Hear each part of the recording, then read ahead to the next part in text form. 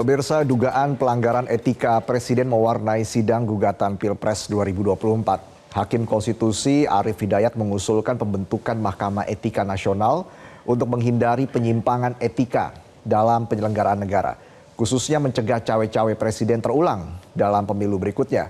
Dan Profesor Gayus juga mengusulkan ya soal Mahkamah Etika Kepresiden ini sebagai polisi moral pemegang kekuasaan. Jadi sebenarnya konsep Mahkamah Etika Kepresidenan dan posisinya dalam struktur ketatanegaraan ini seperti apa, Prof? Tentu sangat penting, karena kalau kita bicara etika, etika ini bukan norma yang mengatur sebagai hukum atau undang-undang. Etika itu disebutkan kalau ada pelanggaran hukum sudah pasti sekaligus melanggar etika.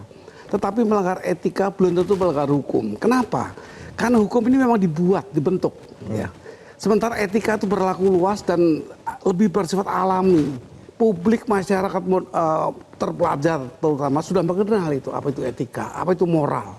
Sehingga kalau hukum ini dibuat-buat, di-create ya, sehingga hukum ini tidak rule of law, tapi rule of man.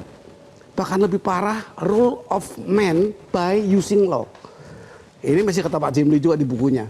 Artinya apa? Undang-undang yang dibuat oleh manusia untuk sebuah kepentingannya yang seolah-olah menjadi hukum.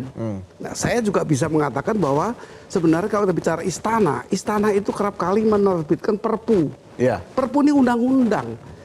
Sebelum disetujui DPR berlaku sebagai undang-undang. Sudah sekian banyak perpu. Ya katakan kalau perpunya menyangkut dikaitkan dengan omnibus law-nya ketenagakerjaan. Demikian banyak buruh berontak. Kenapa? Karena ini tidak dibawa ke DPR atau belum dibawa ke DPR atau bahkan ini mungkin karena kan DPR saat ini dan belum selama ini sudah ada suatu kelompok-kelompok kekuatan sehingga nanti pasti setuju. Nah ini persoalan-persoalan sehingga kalau demikian maka etika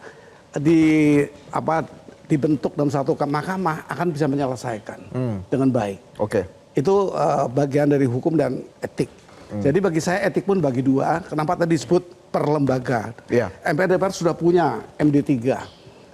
MPR pun di sana. Saya usul untuk MPR dipisahkan sebenarnya. Nah, tetapi di semua lembaga di MA mempunyai KY, mempunyai kode-kode etik lain ya. Mempunyai undang-undangnya ada. Pokok-pokok kekuasaan kehakiman itu satu undang-undang yang mengatur di sana mengenai hal-hal yang juga menyimpang sedikit dari undang-undang, tapi pengaturan bagaimana hukum itu di tangan hakim itu digunakan dengan beretika. Nah, tetapi kepresidenan belum ada. Ya. Ini persoalan. Nah. Jelajahi cara baru mendapatkan informasi. Download Metro TV Extend sekarang.